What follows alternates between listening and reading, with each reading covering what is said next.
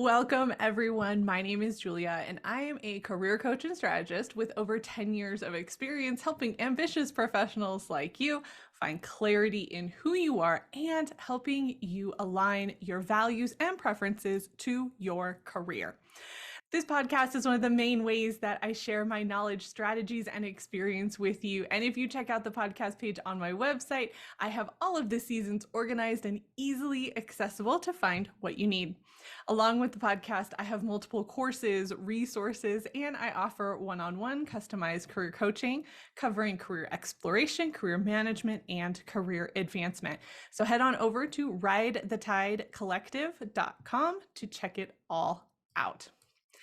This season is all about controlling your career, and I am sharing the process that I created to help you get started on controlling your career. This episode is all about the final phase in the control your career process, and it focuses on habits. Phase 5 is all about developing and maintaining sustainable habits related to career to help you continue your articulated definition of success moving forward. My goal in the last phase is to help set you up for success for the future. In some cases, additional coaching may be necessary if you're in the formal program, but that's not the goal. The goal is to help you control your career without the need of a coach. Part of the reason the formal program is so intensive, especially in the beginning, is because I am helping you learn about yourself and how you operate so you can manage your career moving forward. That's not to say that situations won't arise where a coach is helpful, but overall, I don't want you to need me. I've learned a lot about habits over the years, and most recently, I've learned this. There are many different ways to get to the same destination. Habits take time to develop, and if you're someone who tends to be disciplined, you'll be able to build and maintain habits quickly. In some cases, this phase might be easy for you because you're already running a solid schedule filled with all the things that you want to do. This isn't the case for everyone. Remember, mental health and your situation will also impact how you approach breaking bad habits and then building new ones. Energy and task initiation abilities become very prevalent here. There are a few different exercises that I take clients through, but the main one that I want to focus on for this episode is schedule analysis. This is the first activity you need to go through in order to start the process of building new habits. And while I use this exercise primarily for habit building, it's also a great exercise to understand your time breakdown better, basically how you're spending your time. And as I've said in previous episodes, we tend to have an impression of ourselves and how we operate that isn't entirely accurate. And this process helps bring that impression into reality. So to start, we're going to monitor and record your time over the next few weeks. Incorporate everything that you do as much as possible. If you spend 30 minutes every morning on social media, whether you intend to or not, track it. Put it in the calendar. Write it down, however you want to track it. If you get called into an unexpected meeting or tied up on a call longer than you expected, change your schedule or make a note to reflect what actually happens. Next, you're going to want to do an analysis of where your time is going. Is there time for rest? Are you disassociating with your free time? I know I've done that, and I did that quite a bit, especially when I was in chronic burnout. Are you in too many meetings throughout the day? Are you managing your time well in general? Is there time for activities that you enjoy? A lot of times things that we want to do, that we enjoy doing, get put on the back burner for other things. Do you regret certain things that you did or ways that you spent time throughout the week? Chances are, unless you're completely disconnected from your job and possibly your life, you're doing a lot more than you think you are with your time. And being able to track your time in this way, again, gives you a really clear picture of where your time is going. And then that helps you look at where are you wasting. I'm using air quotes for those listening to this, but I use that term really loosely because you might think of it as wasting time, but really, are you taking care of your house? Are you answering emails? Where you want to call with somebody? You have to understand where that time's going and understand the importance and how it aligns. So, from a career perspective, where can you add time to ensure you're taking action and you're advancing progress on your goals? It doesn't have to be a weekly thing, but even something as simple as posting or engaging on LinkedIn can help your career growth. When we talk about control, your schedule is a central thing that you have control over for the most part. In some cases, you have expectations on your time, but even then, most situations are negotiable. From a family perspective, are you happy with the time you have with your significant other and family if that is your situation? Is that time well spent? Or are you constantly doing chores of some kind? Not to say that chores aren't important, but are you happy with how the time is spent?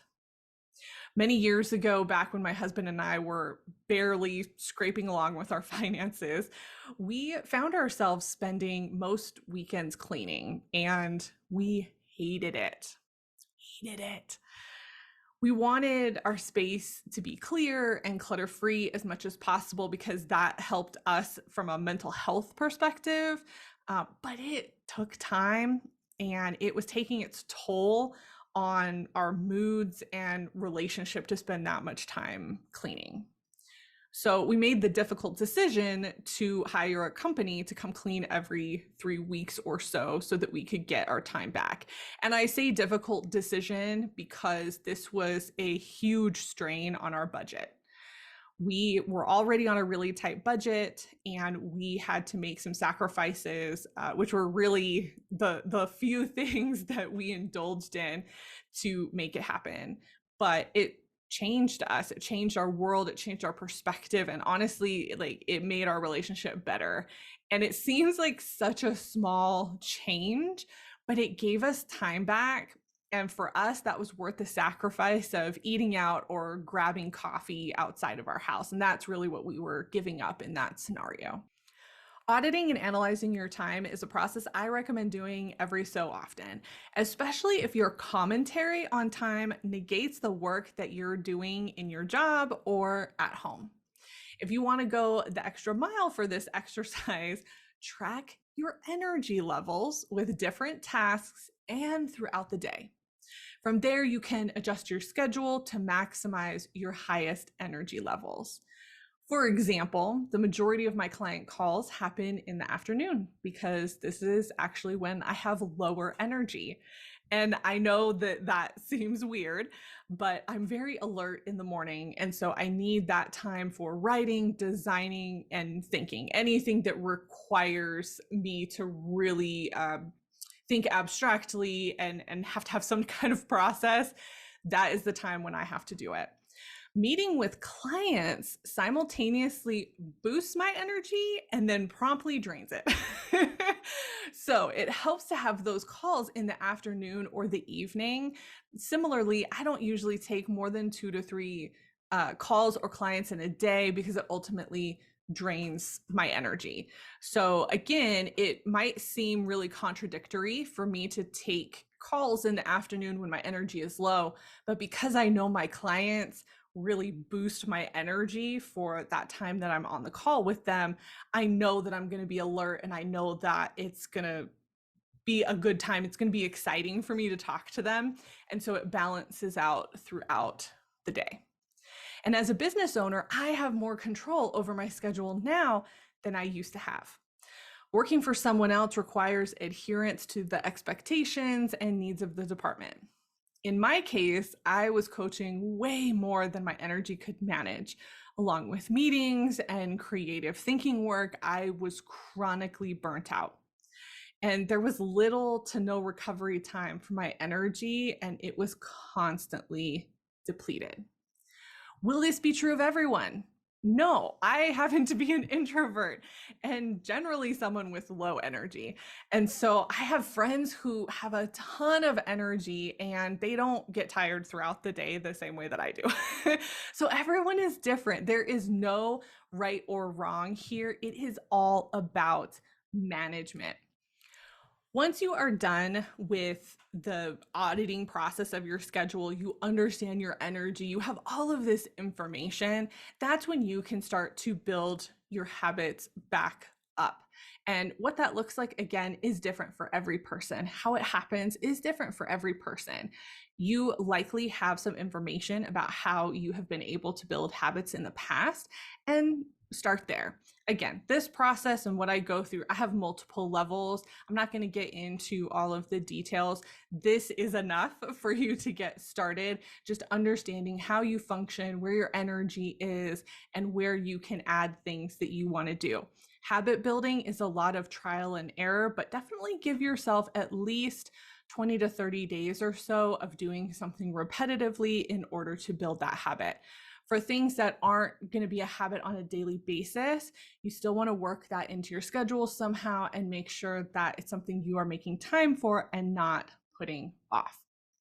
All right, we made it to the end of the Control Your Career process, and my hope is that you start this process through the actions that I have outlined throughout this season. In the next and final episode of season 8, I will be answering your questions and common questions that I receive about the Control Your Career process and the program. So what's the action for this episode? I think it's pretty obvious, but audit your schedule and analyze it to the best of your ability. Determine what changes can be made to help you align your energy and your schedule better. Thanks again for listening, and I'll see you next time.